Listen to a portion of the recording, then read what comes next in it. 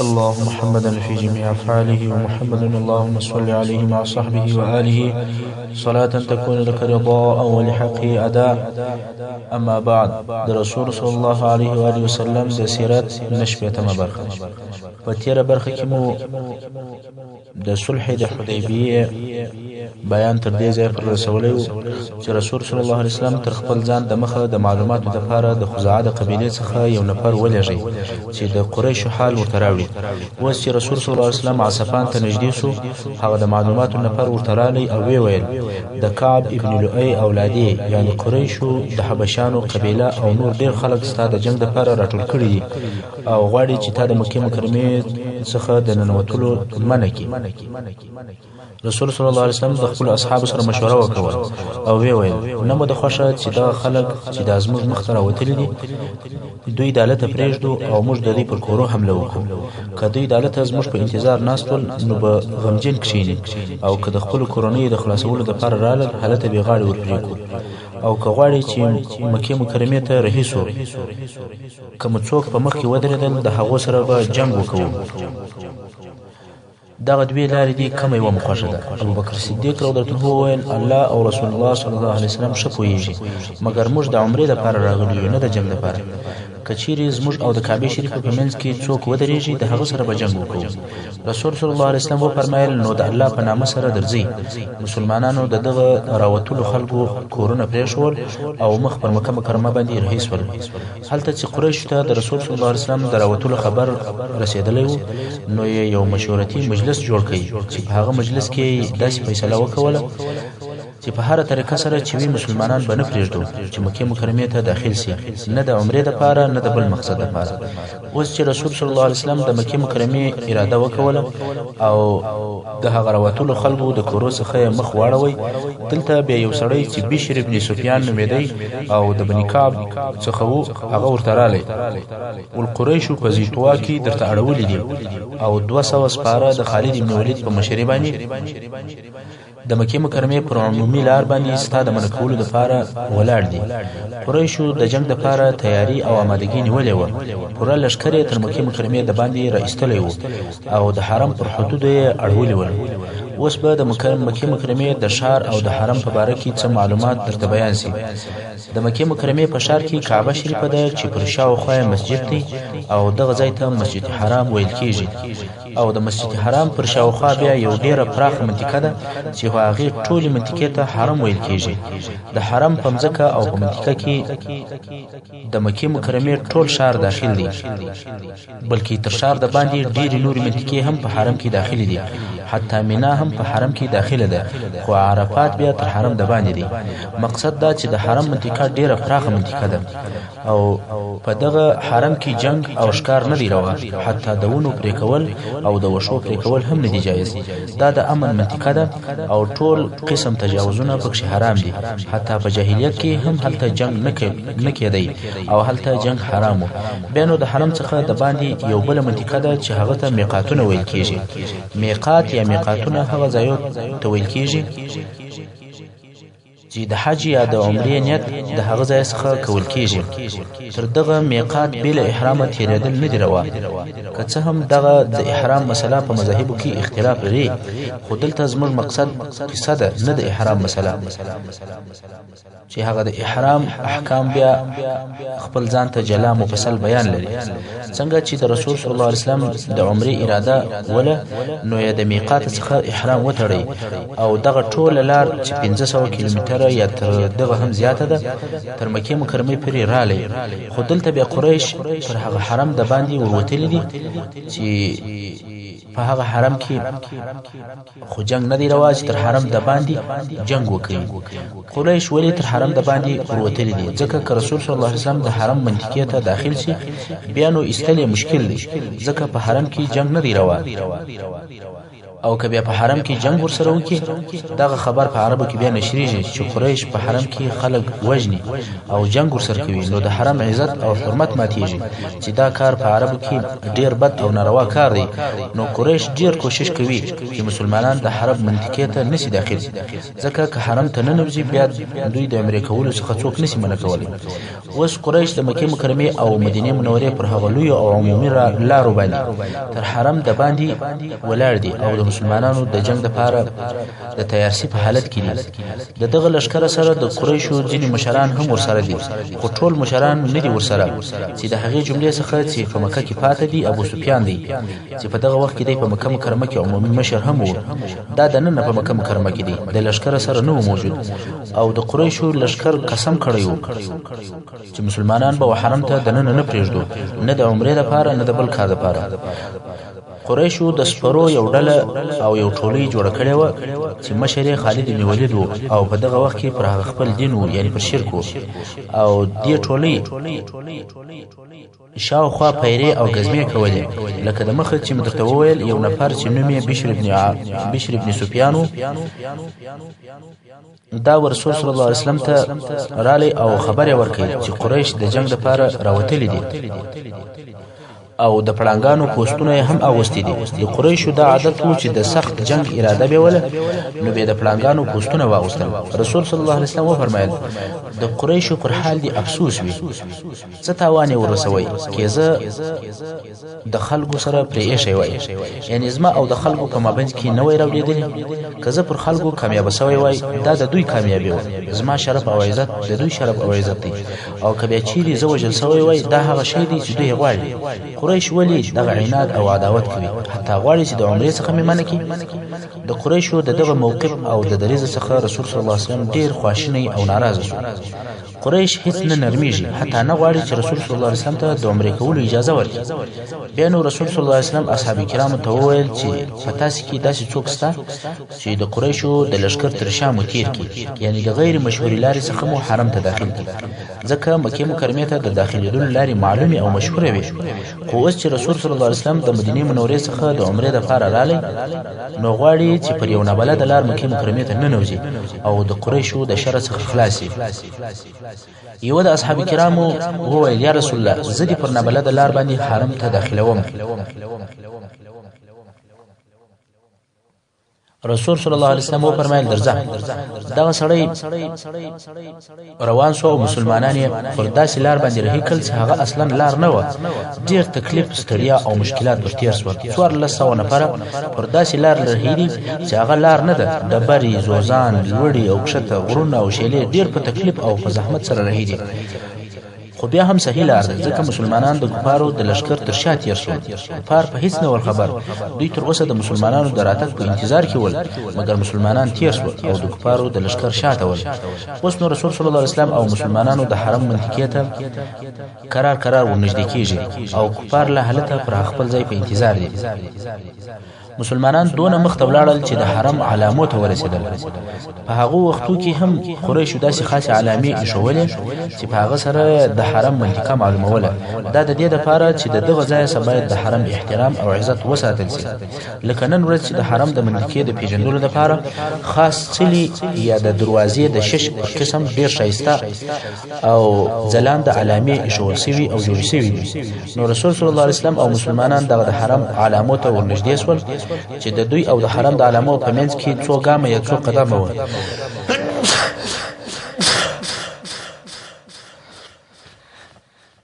خو د مخه تر دې چې مسلمانان د حرم منطقې ته ورداخل سي د رسول صلی الله علیه وسلم اوشه بیل دې څخه چې رسول صلی الله علیه وسلم یې چوکه کې په خپل اراده باندې چوکه سول زنګنونه یې کټ کړل او پریوته رسول صلی الله علیه وسلم کوشش وکړي چې ولاړې کې اوشه نه ولاړې شي صحابه کرام رالل چې اوشه ولاړه کې کشویه وهیه پوری وهیه خو اوشه هیڅ حرکت نه کوي صحابه کرام وايي یا رسول الله اوشه ته شر پیښ رسول صلی الله علیه وسلم فرمایي یا شر نه دی ورته پیښ بلکې دا هغه چا د تګ څخه منع کړ چې د ابرهه پیل د تګ څخه منع کړی و د پیل قصه خو مخکې درته بیان شوې ده هغه د ابرهه پیل چې محمود نومېدی او ابرهه غوښتل چې په د سره کعبه شریفه ونړوي او پیل پرېوتی د کعبې شریفې پر طرف هیڅ نه ورتلی. هغه څوک و چې دغه پیل یې د تلو او د کعبې شریفې د نړولو څخه منع کوي هغه الله جل جلاله. اوس هم هغه الله جل جلاله د رسول صلی الله علیه وسلم اوشه د یو حکمت لپاره د دې څخه منع کړ چې حرم ته داخله شي. بیا اوشه ولاړه کړ بیرته د شا پر طرف باندې بوته څو هلته د حدیبیه په اخر کې واړول. رسول صلی الله علیه وسلم امر وکړي چې دلې واړوي او مسلمانان تر حرم د باندې په داسې ځای کې اړولي ول چې دلته د جنگ لپاره هم ندی په امان او به هم نشته. امام بخاری رحمه الله د جابر رضی الله عنه څخه روایت کوي چې د حدیبیه په ورځ خلک ډیر تږي شول او د رسول صلی الله علیه وسلم سره فقط یو مشکوله او به ورسره وي چې په هغه او به او دست تازه کوي. خلک په تلوار رالل او د رسول صلی الله علیه وسلم پر شاوخوا راوګرځیدل. رسول صلی الله علیه وسلم و فرمایل څه درته پیښ ده؟ دوی وویل یا رسول الله موږ نه د چښلو لپاره او نه د اودس لپاره اوبه لرو. په ټول لشکر کې فقط دغه اوبه موجود دي چې دغه ته اودس په تازه کوي. رسول صلی الله علیه وسلم خپل مبارک لاس د دغه اوبو په مشکوله کې کښېښوی او د رسول صلی الله علیه وسلم د ګوتو څخه داسې اوبه رابهېدلې لکه چینې چې رابهېږي. نو وایي موږ هغه اوبه ووم څښلې او اودسونه مو هم په تازه کړل. یو چا د جابر رضی الله عنه څخه پوښتنه وکړه چې تاسې څو نفره واست؟ جابر رضی الله عنه وویل که موږ 100,000 نفره هم وای دغه اوبه مو بسېدلې خو موږ 1,500 نفر وو. د رسول صلی الله علیه وسلم د مبارکو ګوتو څخه د اوبو بهېدل یو وارې نه بلکې په مختلفو وختو کې او په مختلفو ځایو کې څو وارې په تکرار سره پیښ شوي دي. او بیا هلته په حدیبیه کې د مسلمانانو د اړولو ځای ته نږدې د اوبو یو حوض یا څا و. په دغه حوض یا څا کې دونه لږ اوبه وې چې خلکو خلفه ځین رااخیستلې او ډېر ژر هغه اوبه خلاصې شوې. خلکو بیا د اوبو د نشتوالي او د تندې څخه رسول صلی الله علیه وسلم ته شکایت وکړ. رسول صلی الله علیه وسلم د خپل غشو د جعبې څخه یو غشی راوېستی او وی فرمایل دغه غشی په دغه حوض کې ودروي. راوی د حدیث وایي چې په والله د غشي د ځای څخه تر هغه اوبه راوتلې او را بهېدلې چې موږ د هغه ځای څخه بارېدلو. دا هم دلته په حدیبیه کې د رسول صلی الله علیه وسلم بل معجزه و. بیا نو رسول صلی الله علیه وسلم وفرمایل که قریشو زه داسې لارې ته وروبللم چې په هغه کې صلح رحمي موجوده وه زه به د دوی سره هغه لار قبوله کړم. یعنی که قریشو نرمي را سره واخیستله او د صلح طلب یې راسره وکړي زه به صلح ورسره وکړم. رسول صلی الله علیه وسلم د صلح او د دوستۍ په نیت باندې دلته واړول ځکه الله جل جلاله د یو حکمت لپاره د مکې مکرمې د ننوتلو څخه د صلی الله علیه وسلم منع کړ. هلته قریش ته حال ورلی چې رسول صلی الله علیه وسلم د دوی تر شا تیر شو او قریبه ده چې حرم ته ننوځي. قریش وارخطا شول ځکه که مسلمانان حرم ته داخل سي د دوی لپاره مشکلات جوړیږي. نو په ډیر تلوار د مسلمانانو و طرف ته ورغلل. ویل دل چې مسلمانانو تر حرم د باندې خیمه درولې دي. قریش په تعجب کې شول ځکه د مسلمانانو په وسه پروا چې حرم ته داخل شي مګر نه دي داخل شي. مقصد یې چیشته په هم دالته ولاړ دي او دوی وویل چې موږ باید پوه شو چې د مسلمانانو مقصد چیشته. کې عمره مقصد وای حرم ته به داخل شي وای بلکې د دوی مقصد جنگ دی. نو ځکه تر حرم د باندې اړول دي او اسلحه هم ورسره ده او په عین حال کې احرام هم تړلی دي. کفارو ته یقیني او ثابت معلومات نه کیږي چې مسلمانان د جنگ اراده لري او که د عمره. رښتیا هم د مسلمانانو حالت دواړه احتمال درلودل ځکه که د عمره اراده وای خو دننه په حرم کې به اړولي وای. اوس د مشرکانو مشران او افراد ټول په تردد کې دي چې څه وکړي. آیا دغه عمره کوونکي د مکې مکرمې د ننوتلو څخه منع کړي او بیا دا خبره په نورو عربو کې نشر شي چې قریش خلک د عمرې څخه منع کوي او بیا به هغه پر قریشو باندې بد وای. نو قریش وویل چې معلومات به وکړو او خبره به یقیني ځان ته معلومه کړو چې مسلمانان د جنگ لپاره راغلي دي که د عمرې ده. اوس چې رسول صلی الله علیه وسلم او مسلمانانو دلته واړول او مطمئن شول نو بدیل ابن ورقه خزاعي چې د خزاعه د قبیلې د مشرانو څخه وو او په دغه وخت کې په مکه مکرمه کې وو د څو نفرو سره رسول صلی الله علیه وسلم ته ورغلی. تاسو ته معلومه ده چې د خزاعه قبیله په عمومي ډول که مشرکان ول او که مسلمانان د رسول صلی الله علیه وسلم خیر غوښتونکي ول او نه غوښتل چې د رسول صلی الله علیه وسلم او د مسلمانانو سره د جنگ وشي. نو دغه بودیل که څه هم د قریشو څخه نه و خو په مکه مکرمه کې کور درلودی او حالت یې ژوند کوي. نو بودیل چې په دغه وخت کې پر شرک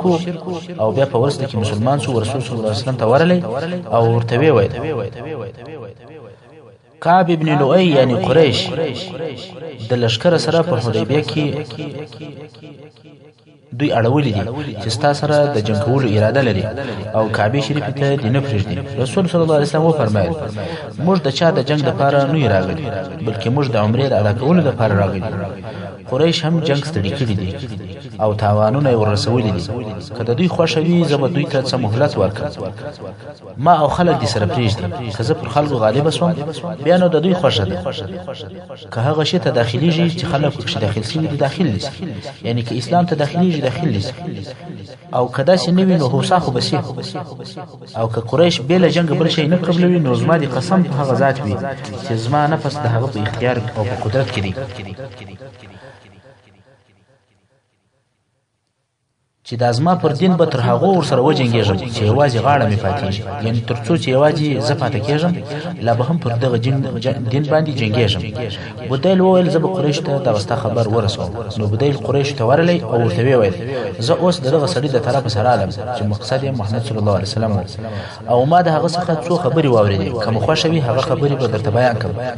د قریشو ناپوهانو وویل موږ دې ته ضرورت نه لرو چې د هغه د طرفه یوه خبر راته وکړي. مګر د قریشو د عقل خاوندان او پوهان وویل وایه څه دي ځینې اورېدلي دي. بودیل هغه خبرې چې د رسول صلی الله علیه وسلم څخه اورېدلې وې هغه یې ورته وکولې او بودیل وویل چې د مسلمانانو مقصد عمره ده پرېږدئ. قریش وویل یا والله هېڅ کله به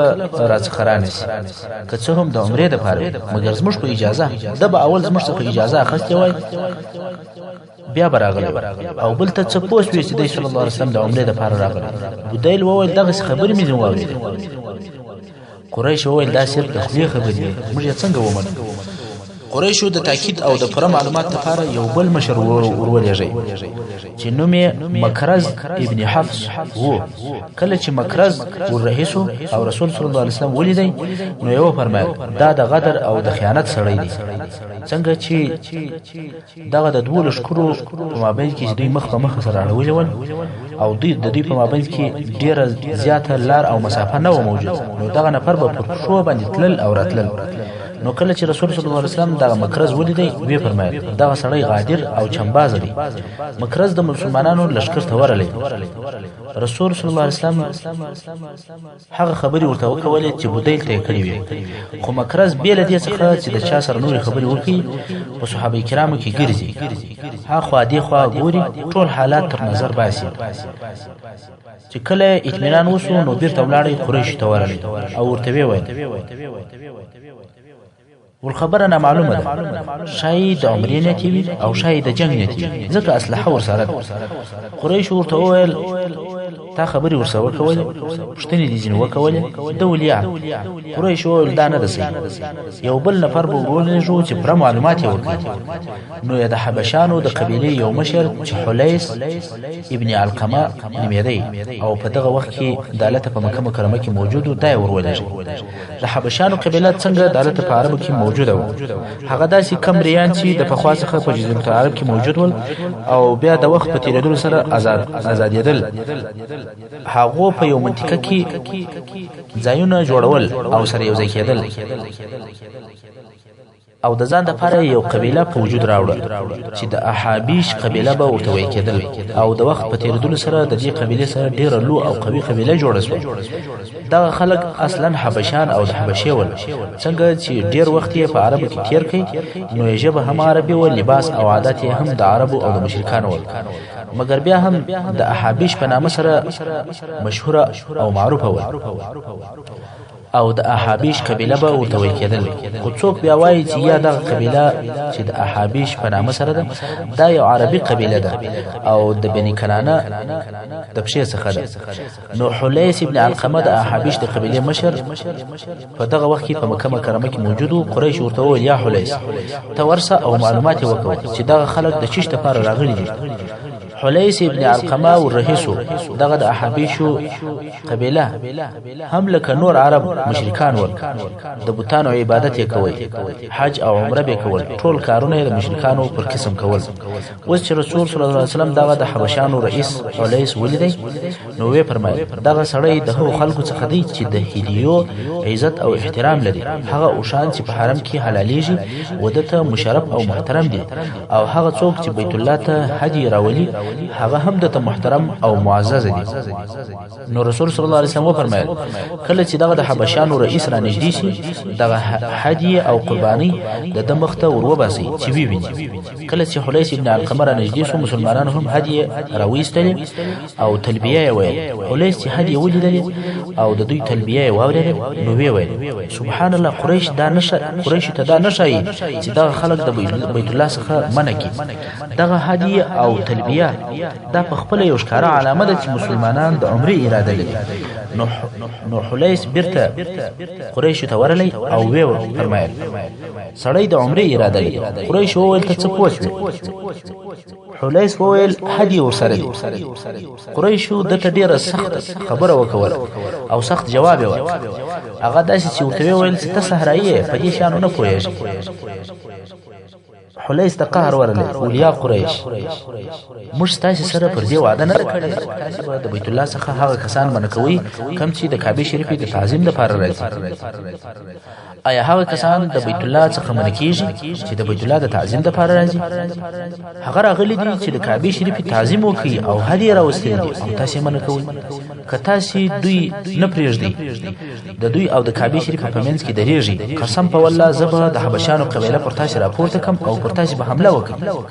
قریش وویل سړیه ته صبر وکړه تلوار مه کوه پرېږده چې موږ خپل معلومات پوره وکړو په خبرو د حلیس څخه ارامه کوي که نه د مسلمانانو د عمرې په سبب به د حبشانو او د قریشو په مابین کې جنګ او شخړه پېښ شوې وه بیا نو قریش وویل یو بل نفر به ورولېږو اوس قریش داسې نفر ورلېږي چې هغه د دوی څخه نه وي او خپل نفر په دې سبب نه ورلېږي چې شاید هغه صحیح معلومات نه راوړي بلکې د تعصب او د قومیت څخه کار واخلي او جنگ شروع شي نو عروه ابن مسعود الثقفي ورولېږي عروه ابن مسعود چې د طائف او د بني ثقيف مشر او رئیس و او په دغه وخت کې مشرک و دای هم په دغه وخت کې په مکه مکرمه کې موجود و مګر عروه ابن مسعود قریش ته وویل زه داسې نه یم لکه هغه نور نفر هر یو چې معلومات او خبر درته راوړي تاسې یې نه منئ چاته وایاست چې درواغ وایه چاته وایاست چې ته صحرایي نه پوهېږې نو یې تر خپل تګ د مخه پر قریشو شرطونه کښېښود او ویې ویل زه چې هر خبر درته راوړم هغه به منئ قریش وویل ته زموږ د مشرانو او د اشرافو څخه ستا خبره منو ولاړ شه معلومات وکړه او رایه د دې لپاره چې په عربو کې د عروه ابن مسعود مقام او درجه در معلوم سي نو دای د هغه دوه نفرو څخه دی چې الله جل جلاله په قران مجید کې د کفارو پر ژبه ذکر کړی دی چې کفارو به ویل وقالوا لولا نزل هذا القرآن على رجل من القريتين عظيم کفارو به ویل ولې دا قرآن پر یوه نفر د دغه دوه قبیلو څخه نه نازلیږي چې دغه دوی قریه یو مکه مکرمه او طائف دي او دغه سړی هم ډیر لوی سړی دی د مشرکانو په مکه مکرمه کې ولید ابن مغیره مقصد او په طائف کې د عروه ابن مسعود مقصد د کفارو د دې خبرې څخه دا معلومیږي چې دغه دوه نفر په دوی کې ډیر معتبر ول نو کفارو به ویل ک قرآن پر یو دغه دوه نفر نازل شوی وای موږ به قبول کړی وای دا په عربو کې د عروه ابن مسعود مقام او درجه و د دغه لوړې درجه په سبب قریشو د وعده ورکړه چې ستا خبره نه ردو او منو عروه د مسلمانانو پر طرف ورهیسو اوس عروه غواړي چې ځان ته یقیني معلومات حاصل کړي هغه د مخه نفر بولاړل چې بیرته براله صحیح دلایل به نو ورسره چې مسلمانان د جنگ لپاره راغلي دي که د عمره لپاره صرف خپل رائے به بیان کوي او خپل نظر به وړاندې کوي څنګه چې عروه هوښیار سړی وو د ځان سره داسې یو تدبیر جوړ کړي چې د هغه په عمل کولو سره د مسلمانانو حقیقت معلوم کړي هغه دا چې د مسلمانانو سره باید داسې خبري او حرکتونه وسی چې هغه ته قهر او غضب ورشي کله دغه قهر په حالت کې د مسلمانانو رد او جواب سخت او شدید وو نو د جنگ لپاره راغلي او که مسلمانانو د نرمي او د آرامي څخه کار واخستي نو د عمره لپاره راغلي اوس نو عروه په دې نیت باندې ورهیسو چې داسې کار او خبرې وکړي چې مسلمانان په قهر کې. عروه ورلی او د رسول صلی الله علیه وسلم سره د ملاقات غوښتنه وکړه او ورسره کښېناستل. صحابه کرام هم د رسول صلی الله علیه وسلم سره ناست دي. څنګه چې عروه ابن مسعود په اسلحه باندې مسلح راغلی و او د اسلحې په ایسته کولو باندې هم نو راځي، نو رسول صلی الله علیه وسلم هم هغه خپل خاص محافظ یا ساتونکی چې اوس باډي ګارد ورته ویل کېږي مغیره ابن شعبه رضی الله عنه امر کوي چې خپل د جنگ لباس دی واغونده او مسلح دي دلته د احتیاط لپاره ودرېږي. نو مغیره ابن شعبه رضی الله عنه زغره واغوستل او خول یې پر سر کوي، بې له سترګو بل ځای نه معلومیږي. توره په لاس د رسول صلی الله علیه وسلم تر شا د دفاع دپاره ولاړ دی. که چیرې عروه ابن مسعود د غدر حرکت وکړي که توره یې وهي. اوس نو دغه مغیره ابن شعبه ثقفي د رسول صلی الله علیه وسلم محافظ دا څوک دی؟ هغه دغه عروه ابن مسعود ثقفي وراره دی او عروه اکا دی، مګر دغه خپل اکا دا وراره نه پیژني ځکه مغیره زغره او خول اغوستی دی او مخ یې نه لیدل کېږي. اوس چې عروه د رسول صلی الله علیه وسلم تر مخ ته کښېنستی او رسول صلی الله علیه وسلم ته وایي یا محمد راغلی چې مکې مکرمې ته په زور ننوځي. رسول صلی الله علیه وسلم وفرمایل یا زه اصلا د عمرې دپاره راغلی یم او تقریبا هغه خبرې ورته وکړې چې بدیل ابن ورقات یې کړې وې. بیا عروه ورته وویل یا محمد صلی الله علیه وسلم که ته د خپل قوم سره جنګ وکړې آیا د مخه تر دې تا په عربو کې اورېدلي دي چې یو چا دې پر خپل قوم حمله کړې وي بې له تا؟ او که چیرې ته جنګ هم ورسره وکړې فوالله زه د ستا پر شاوخوا داسې مخان وینم چې دوی به تښتي او تا به یوازې پرېږدي. په دې خبره سره ابوبکر صدیق رضی الله عنه ته قهر ورغلی، نور یې صبر نسوای کولی. نو یې عروه ته وویل ته دغه د لات ته یې روه، آیا موږ تښتو او دی صلی الله علیه وسلم به یوازې پرېږدو؟ لات د طائب د خلکو یا د ثقیف د قبیلې دپاره د ډبرې یا د لرګي یو بت و. په ډبرې کې شیدې د کمې خواوي او که څوک د ډبرې تی روي هغه بې عقل دی او بې ځایه امیدونه کوي. نو د ابوبکر صدیق رضی الله عنه د خبرې مقصد دا و چې ته په دغه امید چې موږ به دی صلی الله علیه وسلم پرېږدو داسې یې لکه د لات تی چې روي. لات د طائب د خلکو بت و او عروه هم د طائب دی چې په دې خبره سره عروه ډېر په قهر سو ځکه په دې کې د ده ډېر اهانت او سپکاوی و. رسول صلی الله علیه وسلم او ابوبکر صدیق رضی الله عنه ته وویل پرېږده یا ابابکر، ځکه رسول صلی الله علیه وسلم د عروه په مقصد پوهېدی چې دی غواړي مسلمانان په قهر کړي. عروه ابن مسعود چې د ابوبکر صدیق رضی الله عنه ترخه خبره واورېدله دا څوک دی؟ خلکو وویل دا ابوبکر دی. نو ابوبکر صدیق رضی الله عنه ته وکتل او ویې ویل که چیرې زه ستا تر احسان نه وای لاندې ما به ستا د خبرې جواب در کړی وی. په پخوا کې ابوبکر صدیق رضی الله عنه د عروه سره د یوه وژل سوي سړي په دیت کې مالي مرسته کړې وه. نو عروه ویل د هغه احسان په سبب چې تا را سره کړی دی څه نه درته وایم. خیر د ابوبکر صدیق رضی الله عنه او د عروه په منځ کې خبره په ارامه سره پای ته ورسېدله. او په هغه وختو کې د عربو دا عادت و که به یو چا غوښتل چې د ده په حضور باندې هغه مقابل طرف په قهر کې نو به د خبرو په منځ کې هغه ترجیح ونیوی. اوس عروه غواړي چې رسول صلی الله علیه وسلم ته قهر ورولي، نو یې لاس ورغوښت کوي غواړي چې رسول صلی الله علیه وسلم ترجیح ونیسي. اصلا دغه کار د ادب څخه لیرې او ډېر سپک کار دی. بیا نو رسول صلی الله علیه وسلم محترم اوریدونکو څنګه چې وخت پای ته رسیږي زموږ پاته برخه د سیرت په راتلونکو حصو کې واورئ. وصلی الله تعالی علی خیر خلقه محمد و آله و اصحابه اجمعین.